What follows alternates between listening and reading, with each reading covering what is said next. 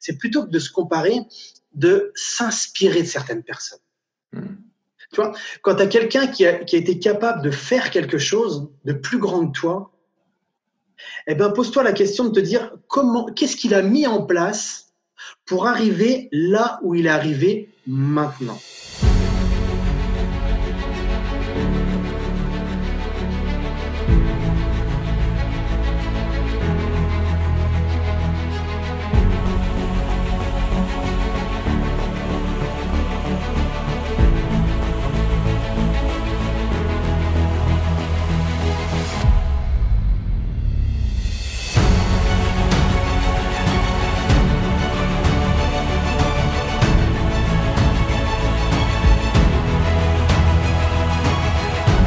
Bonjour à tous et bienvenue pour ce nouvel épisode du podcast Inarrêtable.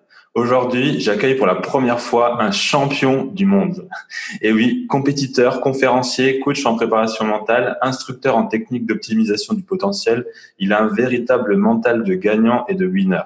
Il vient d'ouvrir les portes de son académie de puissance mentale pour former des coachs à sa méthodologie unique et je vous garantis que vous n'avez pas fini d'en entendre parler.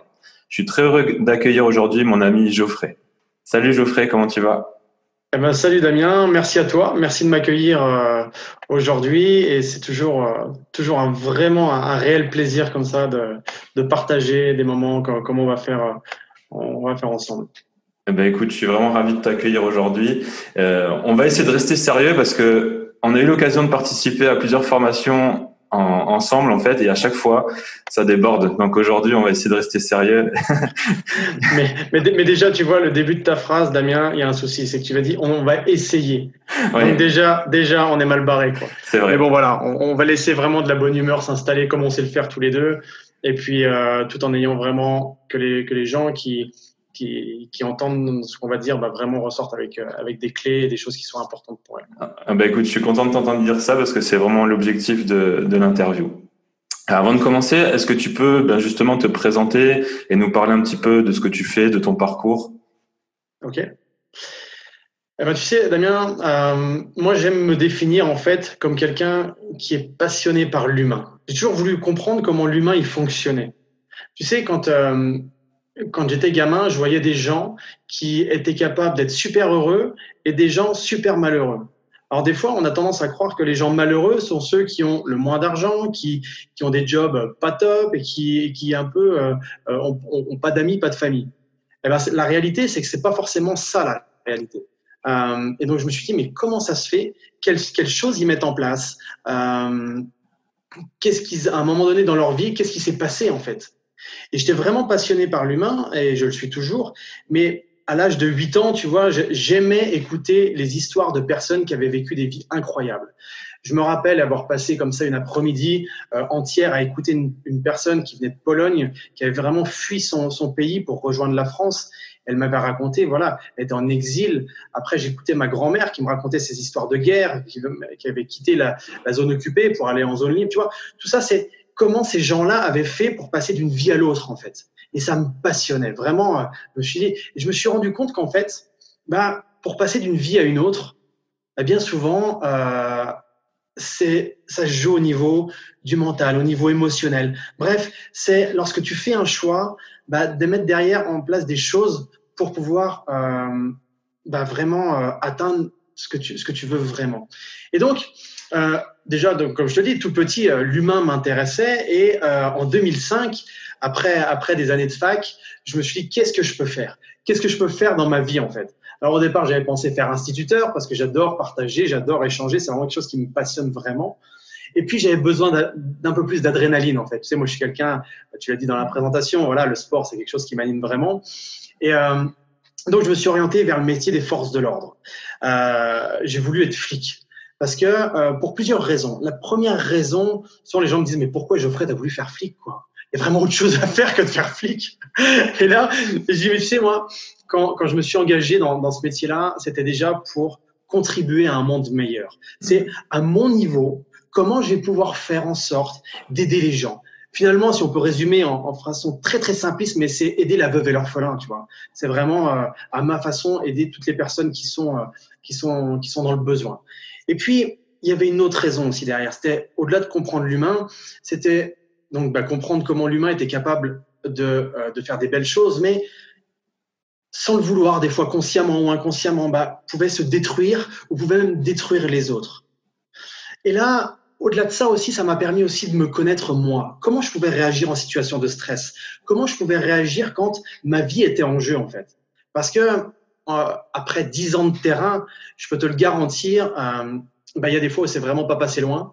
On en parlait encore avec des copains dernièrement. On se dit, putain, mais quand tu te souviens de telle intervention là, maintenant on en parle en disant ouf, mais sur le moment, tu te dis que le soir tu rentreras peut-être pas à la maison, quoi.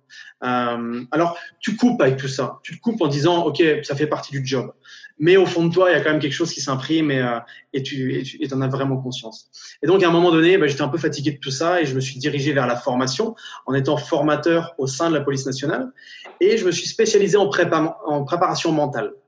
Donc et ça me passionne. Vraiment, ça me passionne. En parallèle, je me suis formé en différentes méthodes, que ce soit l'hypnose, la PNL, la communication non violente, la Wim Hof méthode, enfin plein de méthodes qui est toujours touchées à l'humain. Et puis, comme moi, je suis quelqu'un de passionné, à un moment, au sein de la police, même si c'est un très beau métier, le fait d'être formateur, en plus j'étais spécialisé, j'avais vraiment de la chance, mais il me manquait quelque chose. Il me manquait le pouvoir de pouvoir comme ça faire réellement ce que je voulais. Tu sais, quand j'avais des choses à mettre en place, d'avoir cette liberté en fait. Et donc, de fil en aiguille, j'ai décidé de quitter la police et donc de créer l'Académie de puissance mentale. Et au jour d'aujourd'hui, donc je fais des coachings individuels d'entrepreneurs, dirigeants. Je forme aussi des coachs en puissance mentale dans la méthode que j'ai déposée. Et voilà, ça me passionne. Alors oui, en parallèle, comme tu as dit, j'ai pu aussi tester mon mental sur le sport. Et voilà, donc au-delà de tester sur moi, j'ai vraiment voulu expérimenter avec des personnes, vraiment leur partager comment ils pouvaient faire pour dépasser leurs limites. Et tu sais, des fois, on pense dépasser ses limites, c'est sauter à l'élastique, sauter en parachute. Non, des fois, c'est juste aller voir des gens qu'on n'oserait peut-être pas aller voir. Voilà, on a tous nos propres limites. Même des gens comme Mike Horn, tu vois, des aventuriers de l'extrême, eux aussi, ils ont des limites. Mais à tous les jours, ils tentent de repousser ces limites. C'est même pas les dépasser, c'est vraiment les repousser. Tu vois, cette image vraiment où tu repousses tes limites pour vraiment augmenter ta zone où tu es. C'est une zone connue en fait. Les gens l'appellent la zone de confort. Je suis pas totalement d'accord avec ce terme zone de confort parce que même des fois quand ta zone elle est connue, c'est pas forcément confortable. Tu vois, un exemple, quand moi je fais des conférences devant une centaine de personnes, c'est une zone que je connais, mais avant de monter sur scène, forcément tu as le palpitant qui monte et puis voilà, donc même si c'est une zone connue, des fois elle peut être inconfortable. C'est là que c'est intéressant d'utiliser certains outils de puissance mentale, effectivement. Ok, ouais, c'est intéressant ce que tu dis déjà parce que effectivement déjà je te rejoins sur le fait que se dépasser en fait c'est relatif à chacun en fait et que pour certaines personnes qui ont déjà fait des grandes choses, c'est sûr ils vont avoir besoin de challenges beaucoup plus grands, mais ça peut être aussi des petits challenges pour une personne qui veut vraiment s'améliorer, qui veut faire des nouvelles choses dans sa vie. Et comme tu disais, peut-être aller rencontrer une nouvelle personne, peut-être parler à quelqu'un de nouveau, peut-être faire une nouvelle chose. Ça peut être déjà un gros dépassement pour elle. Et donc, du coup, c'est vraiment relatif à chacun, en fait, le dépassement et l'extension de la zone de confort. Parce que j'aime bien aussi le fait ce que tu dis, parce que c'est vrai que la zone de confort, effectivement, il y a des choses qui parfois, tu l'as déjà fait, mais c'est pas pour ça que c'est encore confortable de le faire. Exactement. Et tu sais, la pire des choses, en fait, s'il y a vraiment, les gens qui nous écoutent, s'il y a vraiment quelque chose d'extrêmement important à retenir, c'est la pire des choses, c'est de se comparer à des gens, en fait. Ouais. Donc c'est pour ça que de dire oh là là, oui, ok, je suis peut-être allé parler à mon voisin, mais c'est rien parce que il y en a un autre, il est capable de franchir des montagnes. Ça, on s'en fout. Dire si toi hier t'étais pas capable d'aller voir ton voisin juste pour lui dire que ce que tu avais à lui dire, que peut-être qu'il faisait un peu trop de bruit et que si c'était sympa d'arrêter. Et puis voilà, tu sais, parce que des gens, des fois, ils vivent vraiment un réel malaise en disant oh, mon voisin me saoule et j'ose pas aller le voir, tu vois. Et puis des fois, rien que d'aller le voir, peut-être que le voisin, lui, s'en apercevait pas qu'il était en train de saouler la personne. Et donc, rien que de faire ça, bah, c'est déjà quelque chose. Et de te comparer, en fait, se comparer à quelqu'un, c'est ce qui va vraiment, en fait, ça n'a aucun intérêt. Pour deux choses. Parce que se comparer à quelqu'un qui fait des choses peut-être plus grandes que nous, ça va nous rabaisser. Et si on se compare à quelqu'un qui fait des choses où on a la perception que cette personne fait des choses moins importantes que nous, donc on va se sentir un peu supérieur, bah ça va nous empêcher peut-être d'aller plus haut que ce qu'on aurait pu faire. Parce qu'on va se dire, attends, je suis déjà un peu plus grand que lui, c'est bien, et puis on va être un peu dans un excès de confiance. Tu vois. Alors, plutôt que de se comparer aux gens, moi, j'invite vraiment les gens, encore une fois, je dis j'invite parce que les gens sont libres de faire ce qu'ils veulent. C'est vraiment, en tout cas, moi, c'est ce qui m'a vraiment servi et c'est ce que j'utilise quand je coache des gens. C'est plutôt que de se comparer, de s'inspirer de certaines personnes. Tu vois, quand tu as quelqu'un qui a été capable de faire quelque chose de plus grand que toi, eh ben, pose-toi la question de te dire qu'est-ce qu'il a mis en place pour arriver là où il est arrivé maintenant. Parce que bien souvent, les gens regardent que la finalité.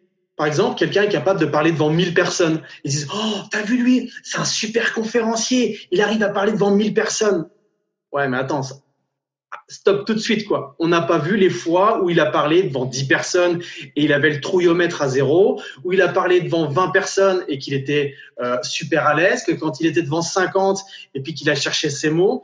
Enfin voilà, il faut vraiment se défocaliser et ne pas se focaliser que sur le résultat.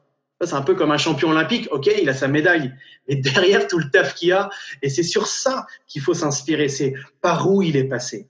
Parce que lui, peut-être qu'il est passé par des endroits où il regrette aujourd'hui d'être passé, et ben ça peut nous donner une indication à nous, et puis pour éviter de passer sur le même chemin et de perdre du temps en fait. Tu vois ce que je veux dire ?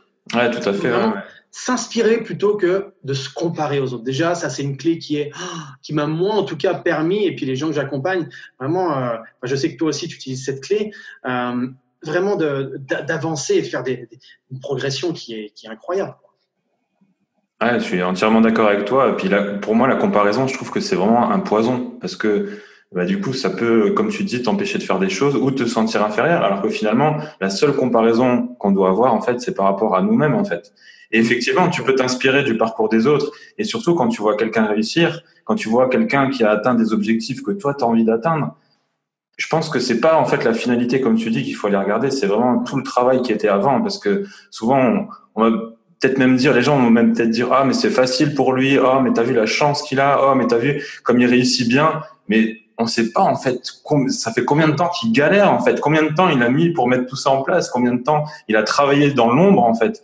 Et comme tu dis, les sportifs de haut niveau, ils s'entraînent pour les Jeux Olympiques, ils s'entraînent pendant 4 ans, parfois même plus, pour un événement, une compétition. Et en fait, pendant tout leur préparation, on les voit pas. Bon, ils vont faire des compétitions à droite à gauche où ils vont quand même être exposés, mais on voit pas, en fait, tout le travail qu'ils font. Quand je vois, par exemple, des nageurs qui nagent pendant 8 heures par jour dans des piscines, et en fait, leur course, elle tient 1 minute, et on se dit, ouais, le mec, il est trop fort. Ouais, mais il nage pendant 8 heures par jour. C'est quand même énorme, quoi. Enfin, donc, moi aussi, je suis comme toi. J'invite vraiment les gens à pas seulement se focaliser, en fait, sur ce qu'on voit, surtout sur les réseaux sociaux aujourd'hui, mais d'aller justement essayer de comprendre en fait comment en fait on arrive à ce résultat-là et comment on fait pour justement arriver à des choses qu'on a envie de faire, quoi. Et pas rester bloqué que sur ce qu'on voit. Exactement. Et tu sais, moi c'est vraiment un point sur lequel je suis vraiment très honnête avec les gens, très sincère, et je fais même preuve de ma vulnérabilité. C'est-à-dire que moi, sur les réseaux sociaux, quand ça va pas, je le dis en fait. Mais quand ça va pas, je pousse pas des coups de gueule, parce que pousser des coups de gueule pour moi, c'est pas. Enfin voilà, c'est amener les gens dans un côté négatif, et c'est pas forcément très créatif, enfin, très constructif. Mais les gens, je leur dis, vous savez, dernièrement, j'ai une personne qui me dit, ouais, mais pour toi, Geoffrey, ok, c'est courageux, t'as mis de côté une fonction où t'étais fonctionnaire, t'avais un salaire qui tombait tous les 28 du mois, c'est courageux, mais pour toi, c'est facile, t'es dans la préparation mentale, tu sais faire, tu sais, mais je lui dis, tu sais, j'ai les outils. Mais je peux te garantir une chose, c'est que les doutes, les craintes, je les ai eus, mais comme tout le monde, peut-être même fois 1000 par rapport à certaines personnes. Les gens, ils te voient pas quand tu es là tout seul dans ton coin, ou des fois, tu t'arrives de chialer, ou tu te dis, mais putain, est-ce que je fais le bon choix? Tu vois, les gens, ils ont l'impression que tu arrives du jour au lendemain à une communauté comme là, ma puissance mentale, où je suis sur une communauté de plus de 10 000 personnes, où j'ai plus de 2000 personnes sur un groupe privé, enfin fermé. Mais ouais, mais qu'est-ce qui s'est passé avant aussi? Et c'est pour ça que moi, les gens, des fois, ils me voient ils me disent, oh, t'as l'air fatigué. Mais parce que je le suis fatigué. En ce moment, je suis rincé. Et je te le dis, je suis fatigué. Je vais pas dire, non, ça va bien. Ça va bien. Et je mets 40 filtres. Non, parce qu'il m'arrive d'être fatigué. Il m'arrive d'être comme ça dans cette période-là. Sauf que ce qui est important, c'est de pas y rester dans cette période-là. Tu vois, il n'y a pas très longtemps, on discutait ensemble et toi comme moi, on connaît des périodes où on est comme ça. Mais c'est normal, c'est la nature. Quand on regarde la nature, là, tu vois, moi je suis en région parisienne, là actuellement, il fait des températures qui sont négatives. Mais voilà, et bientôt, il fera beau. C'est-à-dire que c'est comme ça et ça remonte. Le pire, c'est de ne pas rester dans cette zone où on est comme ça dans le bas. C'est un peu comme se plaindre. On a le droit de se plaindre, mais on a le droit aussi de rester en se plaignant toute sa vie. Mais le problème, c'est qu'après, on va vraiment être passif et on va plus être spectateur de sa vie que plutôt d'être acteur.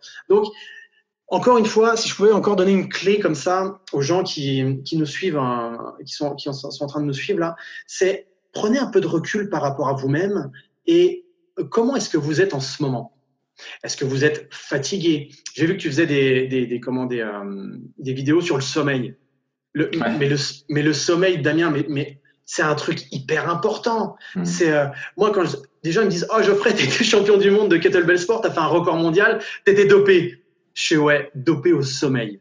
C'est-à-dire que le sommeil, c'est vraiment ce qui te permet, t'en parlais très bien l'autre fois, dans le sommeil lent profond, sommeil paradoxal, c'est ce qui va vraiment te permettre de régénérer ce qui est à l'intérieur de toi et de remplir tes batteries. Donc, la clé, c'est vraiment s'observer. Comment je suis actuellement? Est-ce que je suis plutôt fatigué ou est-ce que je suis en pleine forme? Comment je suis?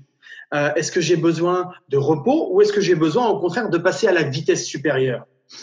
Et là, c'est juste en observant son tableau de bord.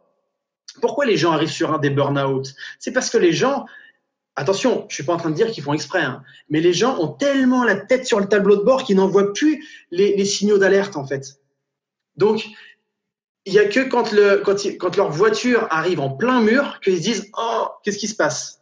Mais ouais, mais là, voilà, c'est là où ils ont mal au dos, ils ont des problèmes physiques, des problèmes psychologiques. Et c'est vraiment, ils tiennent des personnes qui ne voulaient pas être en disant des choses, en pensant des choses qui pour eux ne sont pas productives. Mais ils sont arrivés à un point où pour eux, ils ne peuvent plus avancer.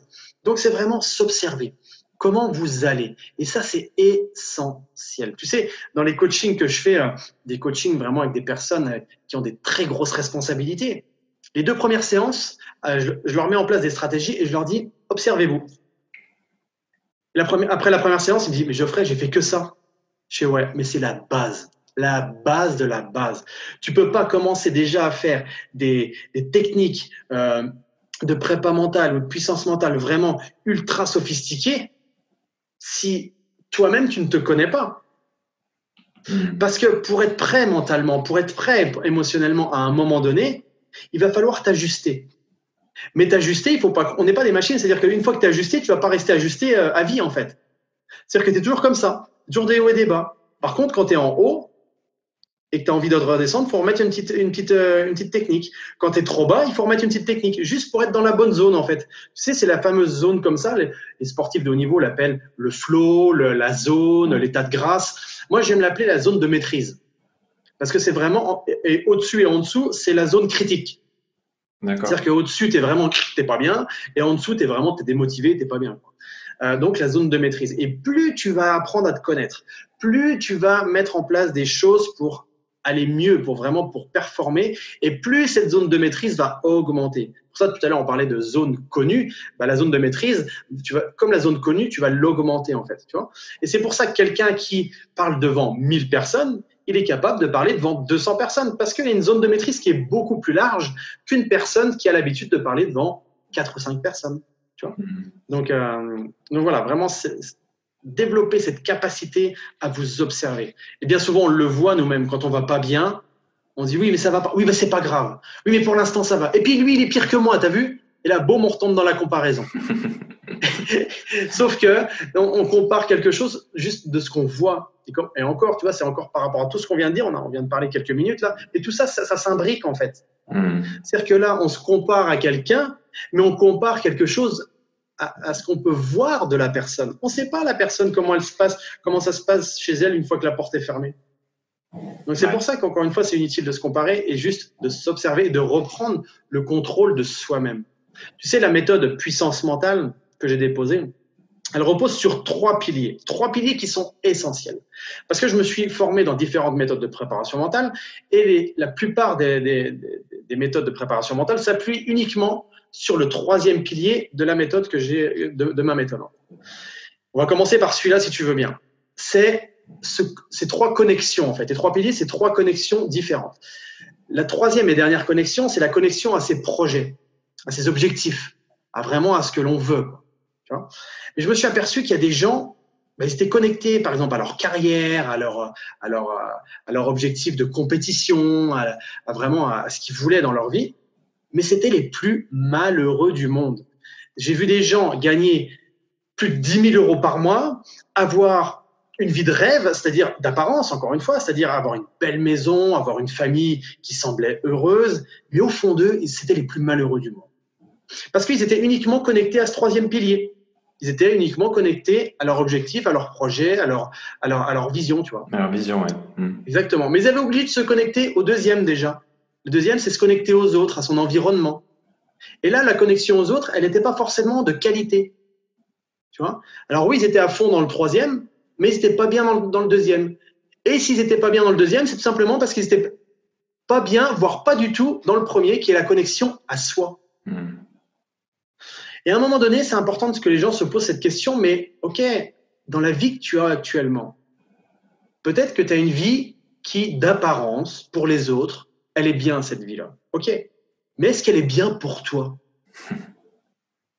C'est une vraie question. Est-ce qu'elle est bien pour toi entre ce que tu vis en ce moment ? Moi, des gens m'ont traité de complètement taré quand je leur ai dit qu'après 15 ans de bons et loyaux services dans la police, je quittais un job où j'avais un salaire garanti à vie, où j'étais préservé en tant que formateur dans la police, tu es préservé puisque tu n'es plus sur le terrain, donc tu risques plus ta vie. Ils m'ont dit, mais Geoffrey, t'es taré. En plus, tu peux faire du sport régulièrement dans ta semaine. C'est plutôt sympa. T'es en cours avec des gens. Mais t'es fou. Là, t'es en train de t'orienter vers quelque chose. Mais ouais. Mais si j'avais continué dans ce job-là, c'était une vie qui m'inspirait plus. Tu vois ?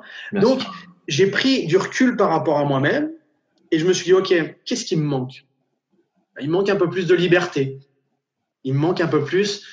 J'ai envie de faire preuve de plus de créativité, de mettre en place vraiment ce que je veux. Tu sais qu'au jour d'aujourd'hui, là, la formation de coach en puissance mentale que je propose, dedans, il y a des choses que les gens n'ont jamais testées en fait.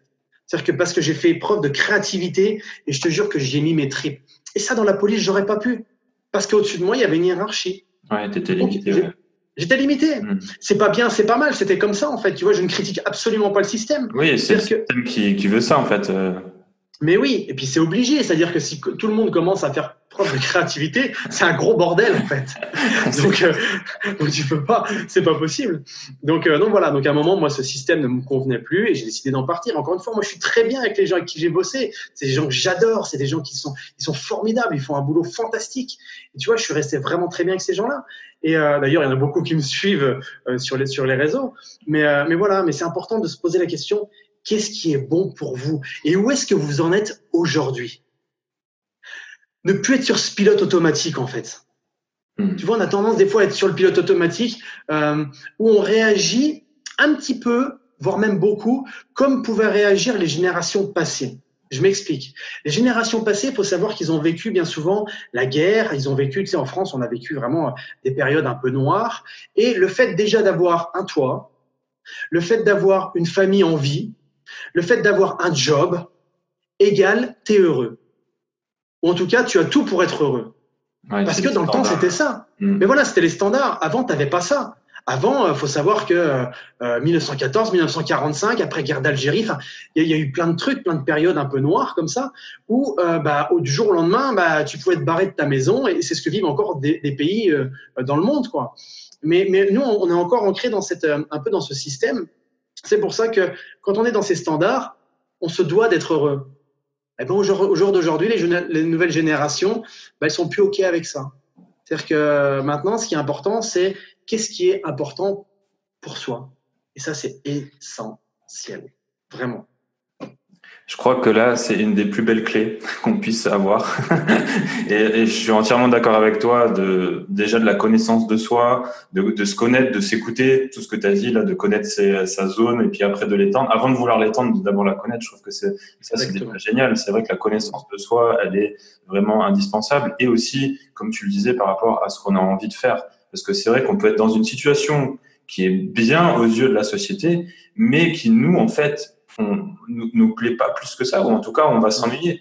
Et moi ça me parle beaucoup là ce que tu me dis, parce que j'ai vécu ça aussi dans mon parcours.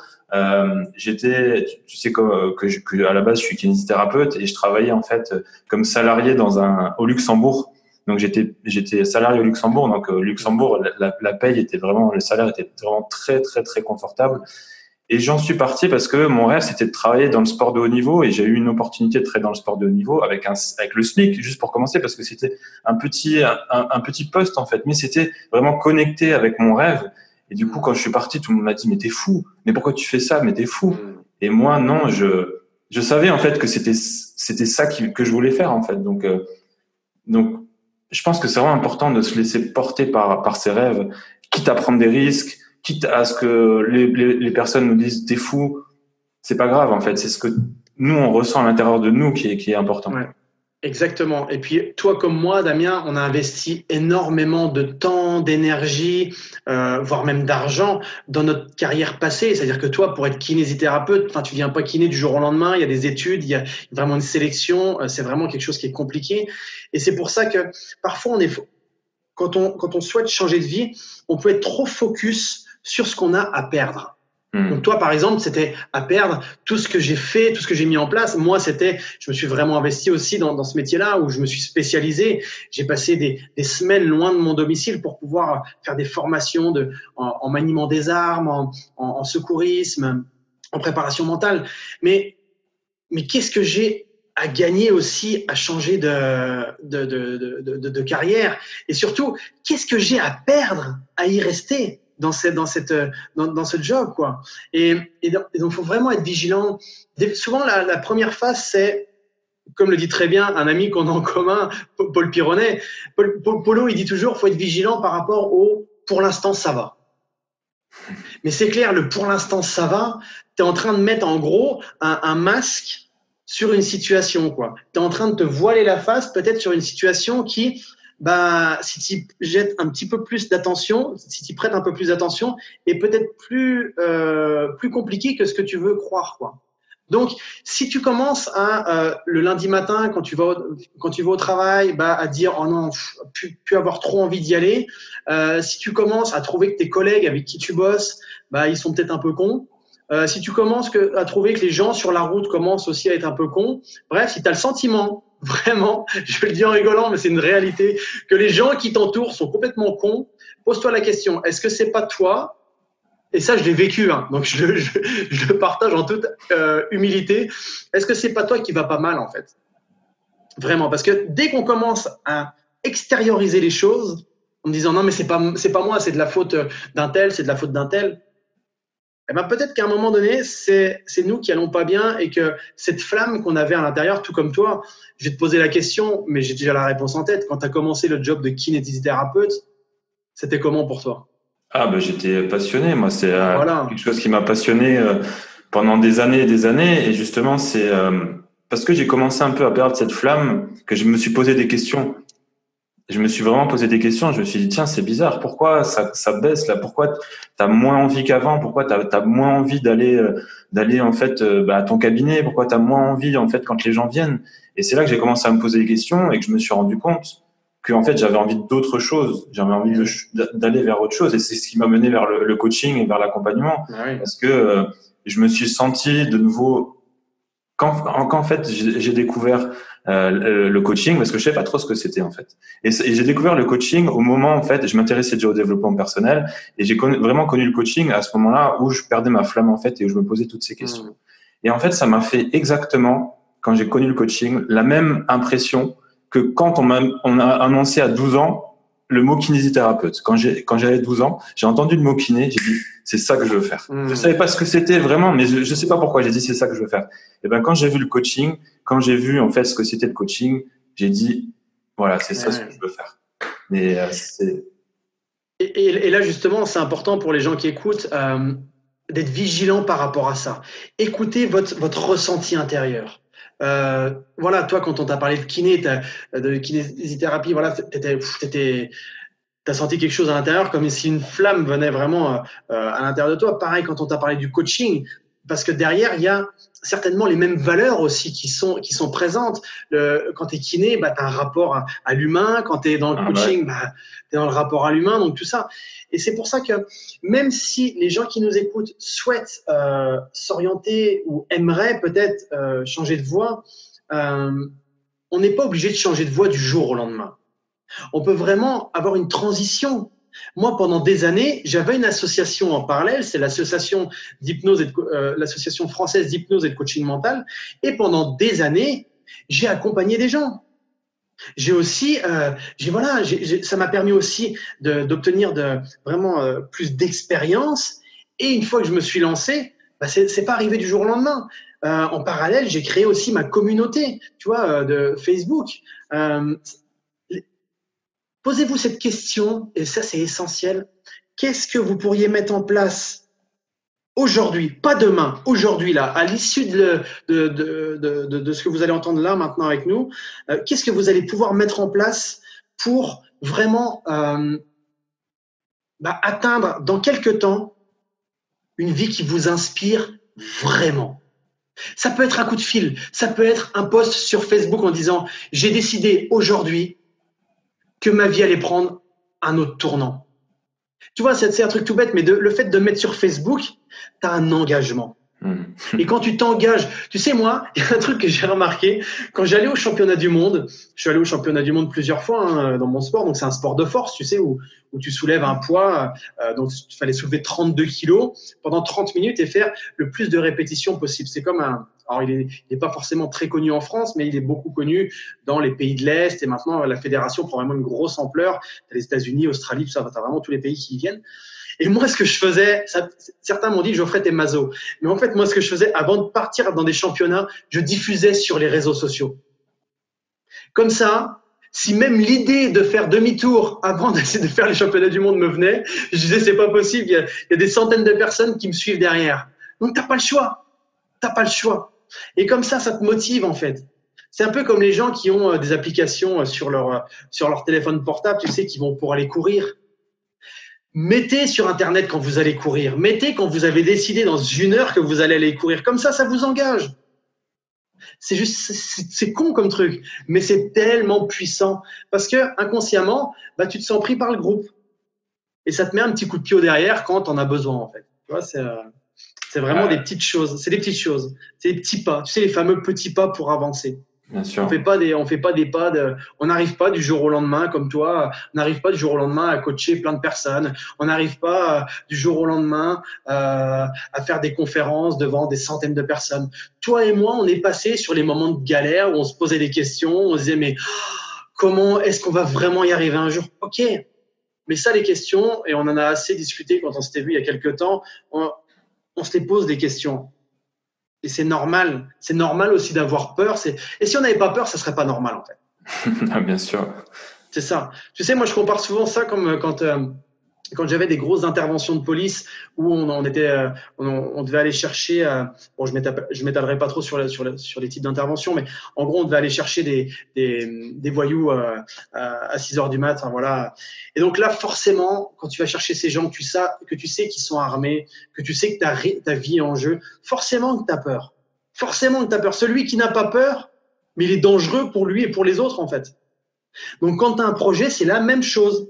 Le fait d'avoir peur, c'est normal. Si tu n'as pas peur, c'est pas normal, en fait. faut juste que cette peur ne soit pas handicapante. Ouais, c'est clair, je suis entièrement d'accord. Et d'ailleurs, je sais plus qui c'est qui dit ça. C'est une citation qui me parle beaucoup. C'est que, en fait, si t'as pas peur aujourd'hui, c'est que tu joues trop petit.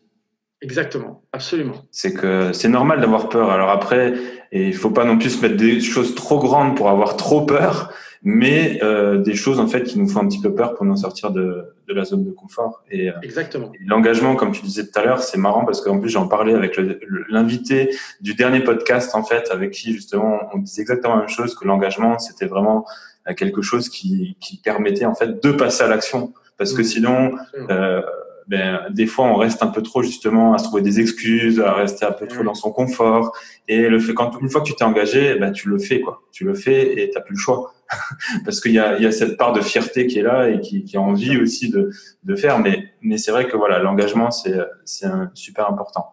J'aimerais bien revenir en fait sur ce que tu disais par rapport au fait de se connaître. Donc la première étape, comme tu disais, quand on veut justement avant de mettre des techniques de préparation mentale, c'est déjà de se connaître, de s'écouter, de connaître un petit peu ses zones.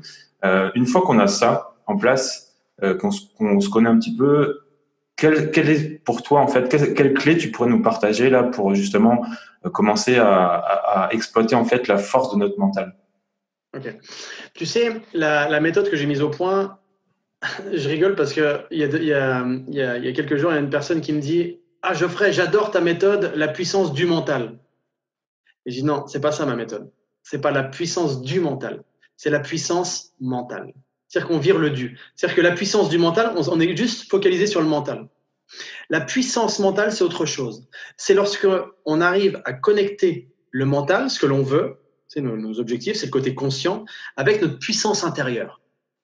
Donc c'est pour ça qu'il n'y a pas le petit mot du, c'est la puissance mentale, ça fait plus qu'un. Et là, quand ça fait plus qu'un, tu arrives à aller de l'avant et tu es inarrêtable. Donc, pour connecter finalement cette puissance au mental, donc quand on s'observe, ce qui est important dans l'observation déjà, c'est de s'observer dans différents endroits, dans différents domaines. Comment je me comporte quand je suis dans le milieu professionnel? Comment je me comporte quand je suis sur la route, quand quelqu'un me fait une queue de poisson? Comment je me comporte quand je suis avec mes enfants, que je suis fatigué? C'est ça, se connaître en fait. C'est pas juste, oui, je sais, je m'appelle comme ça, j'ai toujours été. Non. Comment je me comporte quand je suis fatigué? Comment je me comporte quand j'ai la patate? Et là, vraiment, c'est en gros se faire plein de fichiers. Et après, en fonction de ça, mettre en place des techniques qui vont, et je vais t'en donner une qui est ultra puissante, qui est simple, parce qu'on n'a pas beaucoup de temps, mais qui est ultra puissante. On peut agir donc sur les pensées, sur les émotions, sur nos actions, ça tu le sais, mais je me suis rendu compte que quand ça va mal, c'est-à-dire que quand tu es vraiment dans une zone critique où vraiment tu as le sentiment que tu risques de mourir, quoi. En gros, ton cerveau il dit tu es en train de mourir. Alors je sais pas, t'es pas forcément face à quelqu'un qui t'a pointé une arme sur la tête. Hein. Tu peux très bien être face à 15 personnes et que tu te dis oh, je vais mourir parce que tout le monde me regarde et tout le monde est en train de me juger. Là, le fait de se dire je vais bien, tout va bien, c'est un petit peu à la méthode Coué. En situation d'urgence, c'est peut-être pas forcément la meilleure des solutions. Par contre, alors tu sais, c'est un peu comme Danny Boone, c'est je vais bien, tout va bien. Alors ça, tu peux essayer de te persuader. Alors oui, ça peut marcher si déjà tu t'es entraîné de nombreuses fois à le faire. Ouais. Mais l'idéal, là, quand tu es un peu dans une zone critique, une zone voilà, que ça va pas top, d'agir sur sa physiologie. Et en agissant sur sa physiologie, une technique toute simple que peut-être les gens qui nous écoutent connaissent déjà, mais avant de se dire « oui, je connais », posez-vous cette question « quand est-ce que je l'applique ?» Ça, c'est important. C'est d'agir sur sa respiration, de contrôler sa respiration. Pourquoi? Parce que quand on est dans cette zone un peu critique, on a toute notre physiologie qui s'emballe. Le cœur qui commence à battre rapidement. On a cet effet de tunnelisation, vraiment la vue qui se concentre juste sur notre problème. On commence à à dire des choses qu'on voulait pas dire, à penser des choses tu vois. Et déjà, d'agir sur notre physiologie va pouvoir, un peu comme un effet soupape, tu vois, ça va pouvoir permettre de décompresser. Donc, à l'aide de respiration très simple, Juste, sans se prendre la tête, combien de temps j'inspire, combien de temps j'expire, faire des respirations régulatrices, relaxantes, on s'en fout. Juste régulariser, inspirer tranquillement, expirer tranquillement. Pourquoi? Parce qu'en faisant ça, déjà, ça va avoir un effet sur notre corps. Ça va vraiment réguler, d'accord? Parce que notre cœur qui s'emballe, il est coordonné avec notre respiration, tu vois, comme quand tu fais du sport, hein, c'est la même chose. Hein. Ton cœur s'emballe, la respiration s'emballe, c'est parce qu'ils sont connectés. Alors, agir directement sur le cœur, c'est compliqué, à moins d'être vraiment un yogi ou je sais pas, mais par contre, agir sur sa respiration, ça, c'est possible. Et le double effet qui se coule, c'est quand tu agis sur ta respiration, ça va te permettre aussi de défocaliser sur ce qui se passe sur ta situation stressante. Donc, en gros, tu n'es plus en train de donner à manger au hamster qui est en train de faire des pirouettes dans ta tête. Tu vois, c'est un peu ça. Donc, et ça, les gens vont me dire, oui, mais Geoffrey, c'est bien ce que tu me racontes, mais contrôler sa respiration quand quelqu'un discute avec nous, c'est pas possible. Je te dis ça parce que c'est ce qu'on m'a déjà dit. Ouais. Mais tu vois, Damien, on est en train de discuter ensemble. Moi, pendant que je parle, toi, tu pourrais très bien contrôler ta respiration. C'est pas visible, en fait. C'est ce que je suis en train de faire parce que le fait que tu en parles, justement, ça m'a donné envie de le faire, tu vois. Tu vois, j'ai trahi ton secret. Mais tu vois, c'est quelque chose qui est, tout en écoutant les gens, tu peux très bien être là. Et tu respires. De toute façon, quoi qu'il en soit, que tu contrôles ou pas, tu vas être obligé de respirer. Ah, bien sûr. Donc, autant le contrôler. Alors, les gens qui veulent absolument un temps, parce que pour eux, c'est important de savoir, d'avoir un protocole, vous pouvez très bien inspirer pendant 4 ou 5 secondes et expirer pendant 4 ou 5 secondes. D'accord ? Parce que pour faire très court, quand tu inspires, tu dynamises, et quand tu expires, tu relaxes. Voilà, c'est différents systèmes qui se mettent en place. Bon, on n'a pas trop le temps pour en parler. C'est un cours sur la respiration, on peut le faire en une demi-journée déjà. Donc tu vois, ça prend du temps. Et surtout, faut tester. Donc tester vraiment. Donc là, c'est vraiment en situation d'urgence. Alors, pour pouvoir faire en sorte que les techniques de respiration soient valables en situation d'urgence, il est intéressant aussi de les préparer en amont. Tout simplement, 3 fois par jour, matin, midi et soir, va prendre 2-3 minutes juste en contrôlant sa respiration. Ouais, et là, encore une fois, exact, c'est un entraînement. Hein. Tu sais, la préparation mentale, la préparation en puissance mentale, il y a le mot préparation devant. On se prépare. Comme la préparation physique. Les gens se préparent pour être physiquement prêts le jour J. Mais la bonne nouvelle, c'est que les gens qui vont se préparer mentalement et émotionnellement, à un événement, que ce soit une compétition, que ce soit une conférence, que ce soit un entretien, que ce soit un concours, que ce soit même aller voir leur belle-mère, tu vois, on peut oui, Damien, on peut se préparer mentalement à aller voir sa belle-mère ou un cousin quand on n'est pas bien et qu'on sait que ça va mal se passer parce que ça s'est toujours mal passé. Mais ça, je te le garantis, moi, je te le dis en rigolant, mais j'ai des gens qui vivaient vraiment, ils me disaient, Geoffrey, mais tu sais, tous les dimanches, c'est un peu le rituel, je dois aller dans ma belle famille et c'est compliqué pour moi. Donne-moi une technique pour que ça soit moins compliqué. Et je leur ai donné cette technique de observe-toi comment tu agis, utilise une technique de respiration et on fait un feedback.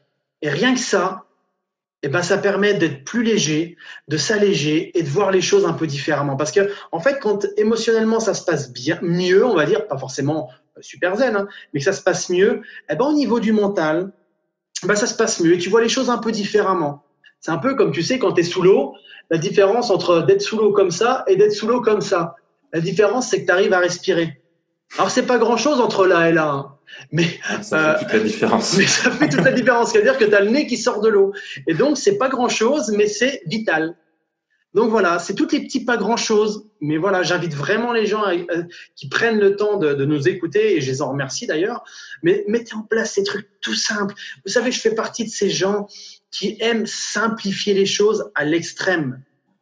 Plus vous allez complexifier les choses, plus je pourrais vous donner un protocole en plusieurs points et vous allez dire « Ah, ça a l'air d'être bien. » Mais est-ce que vous allez le faire? Ils vont pas le faire. Ouais. Mais ils vont pas le faire. Mais tout comme moi, tu me parles d'un truc. Si moi je te dis, donne-moi des exercices pour des étirements de kiné et que tu me dis Geoffrey, il faut que tu mettes ça en place, et que tu commences à me sortir un protocole de l'espace, je le ferai jamais. C'est pareil pour le coaching, c'est pareil pour le coaching en puissance mentale. C'est des choses simples, mais qui vont vraiment transformer les gens sur le court, moyen et long terme. C'est vraiment ça. Ouais, j'aime bien ce que tu partages là parce que déjà ça peut servir pour les repas de Noël qui vont arriver. Et ouais. Et vous savez, ces moments où le tonton casse-couille ou la tata casse-couille, on a tous un tonton ou une tata dans notre entourage qui a tendance à nous gonfler. Ou peut-être pas, il y a des gens certainement qui vont me dire non, moi ma famille est excellente. Et dans ce cas-là, profitez pleinement et nourrissez-vous de ce qui se passe à ce moment-là. Mais pour ceux qui ont vraiment un seul élément perturbateur dans votre famille, testez cette technique et vraiment donnez-nous du feedback, c'est important aussi. Voilà, sur les repas de Noël. Excellent ce que tu vas dire, c'est excellent. Ouais, et deuxièmement, j'aime bien aussi parce qu'effectivement, en fait, ça paraît tellement simple, en fait, qu'on se dit, ouais, mais je le sais, mais en fait, non, justement, ce qui est là, il vous a partagé quelque chose de vraiment très, très simple et très basique, mais juste, en fait, de le faire, en fait, c'est tellement puissant que je suis entièrement d'accord avec ce qu'il vient de dire en fait sur le fait et ce que tu viens de dire Geoffrey sur le fait que du coup notre cerveau en fait il aime bien avoir des choses compliquées pour le nourrir mais nous en prêt pour les appliquer plus c'est compliqué et moins on va le faire en fait.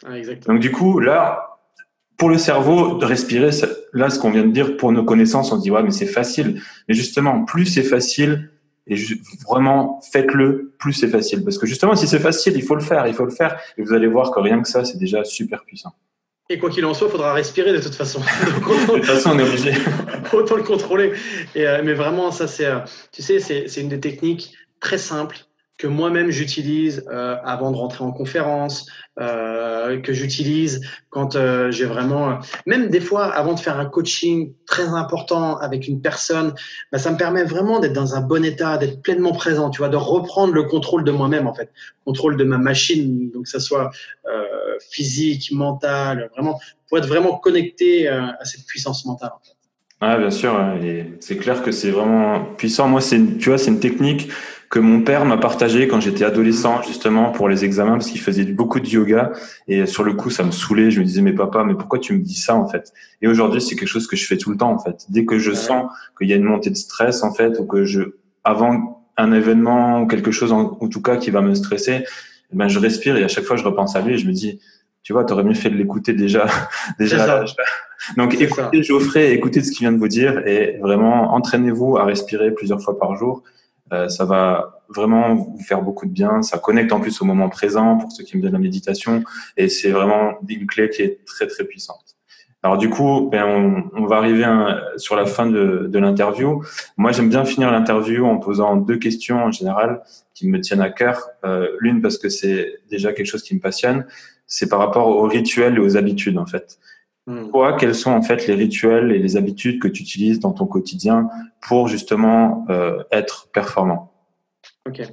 D'ailleurs, un petit aparté, les habitudes et les rituels, c'est ce que les grands champions et tous ceux qui performent ont dans leur vie.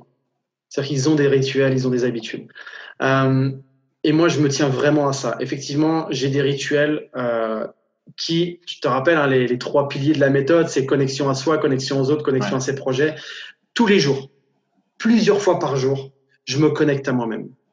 Par des exercices de respiration, comme on dit. Et tu vois, pour être très honnête avec toi et avec ceux qui nous écoutent, là, ça faisait 2 jours où j'avais mis de côté ces rituels parce que j'étais dans le flow, j'étais vraiment dans l'action, j'ai fait des interventions en entreprise, j'avais beaucoup de choses à faire et je m'étais oublié. Donc, j'étais connecté uniquement au 3e pilier et je m'étais oublié. Et juste avant de faire notre entretien, là, tu vois, Damien, j'ai vraiment fait une méditation. Ça, j'adore. Alors, méditation, quand on parle de méditation, c'est très simple. Une musique qui vous plaît. Vous pouvez même faire une méditation sur du Johnny Hallyday. Je veux dire, vous commencez pas à vous dire, mais tu sais, moi, les trucs un peu ésotériques, on s'en fout. Prenez quelque chose qui vous plaît, une musique qui vous fait vibrer. Et là, connectez-vous à vous. Rien que de se poser à ça. Et ça, moi, c'est vraiment ce que je fais. Enfin, sauf les 2 jours qui viennent de passer, comme je te l'ai dit. Mais vraiment, je mets un point d'orgue à le faire. Vraiment, c'est essentiel. Et d'ailleurs, quand je commence à avoir les idées un peu qui partent dans tous les sens et que je sens que je commence à m'énerver, je me dis, je m'observe et je dis là, ça va pas bien. qu'est-ce que j'ai peut-être oublié dans mes rituels. Et effectivement, ça, je le fais. Premier rituel, donc, matin, midi et soir, j'ai envie de te dire, c'est ce que je fais régulièrement. Je me pose et je me connecte. Deuxième rituel ultra important, celui-là, je le fais à peu près tous les jours. Quand je dis à peu près, c'est quand je peux vraiment pas, mais celui-là, il passe au-dessus de tous. C'est qu'entre midi et 2, je me fais une relax, une pause, une sieste. Vraiment, pour moi, vraiment faire poser la machine. Et ça, les gens qui me connaissent pourront te le confirmer. Je suis champion intersidéral de sieste. Ça peut aller de 2 minutes à 1h30 en fonction du temps que j'ai, en fonction des besoins que j'ai. Et comme ça, si je te partage un troisième rituel, c'est de mettre du sport dans ma vie. Tu vois, là, très concrètement, les 2 jours qui ont passé où j'étais vraiment dans le feu de l'action, j'ai pas pu faire de sport parce que j'en avais pas les moyens, en termes de temps. Et ben, ce matin, j'ai refait quelques exercices de sport et ça m'a vraiment fait du bien. Donc, rituel de se connexion à soi, vraiment que ce soit méditation, respiration, sieste, relax entre midi et 2 et du sport. Voilà, c'est les 3 principaux. J'en ai plein d'autres, mais là, ce que je peux vous partager, c'est vraiment les 3 principaux qui vraiment font une différence dans ma vie. Top, c'est cool. Et ensuite, la dernière question, en fait, c'est quels seraient les 3 meilleurs conseils que tu pourrais donner à quelqu'un qui veut vivre à son plein potentiel? Yes. On avait bien fait de pas. On s'était dit quand on commence une interview, moi j'ai jamais les questions avant et je préfère, tu vois, ça me permet vraiment d'être dans le flow. Les 3 meilleurs conseils pour que les gens soient à leur plein potentiel. La première chose, c'est faites quelque chose dans votre vie qui vous anime vraiment. Et le vraiment, il est important. C'est pas juste quelque chose qui vous anime, non, qui vous anime vraiment. La deuxième chose, c'est quand vous vous observez et que vous êtes en train d'observer, que vous êtes en train d'aller sur un chemin peut-être qui se dérobe et qui va plus vers un objectif, vers votre objectif, recalibrez tout de suite. Vous laissez pas aller vers des distractions où vous perdez votre temps et vraiment recalibrer. Et la troisième chose, prenez du plaisir dans tout ce que vous faites. Dans tout ce que vous faites. Là, Damien, on aurait pu passer 1 heure ensemble à donner des trucs super sérieux. On l'a fait, mais en oubliant de mettre du plaisir, tu vois. On s'est marré, on a dit des choses très importantes, mais on s'est aussi marré. Pour moi, quand on perd du plaisir dans ce que l'on fait, c'est qu'on perd vraiment, en tout cas, quelque chose qui est vraiment très important. Les sportifs de haut niveau, quand ils prennent plus de plaisir à ce qu'ils font, ils baissent en performance. Quand tu prends plus de plaisir à être avec tes enfants parce que tu n'es plus dans cette qualité, les qualités avec tes enfants, ça perd de leur essence en fait. Tu vois, donc c'est vraiment ça. Voilà. Quelque chose qui vous anime vraiment quand vous sortez recalibrer. Et la troisième chose, prenez du plaisir dans tout ce que vous faites. Génial. C'est clair que le plaisir, c'est une des clés les plus importantes, je pense. Ouais. C'est pour ça que j'ai mis en 3e. Mais il n'y a pas d'ordre chronologique, hein, mais on dit le meilleur pour la fin. Voilà, du plaisir, parce que ça va vraiment englober le reste. C'est ultra important. Écoute, je te remercie beaucoup pour tout ce que tu nous as partagé. Où est-ce qu'on peut te retrouver ?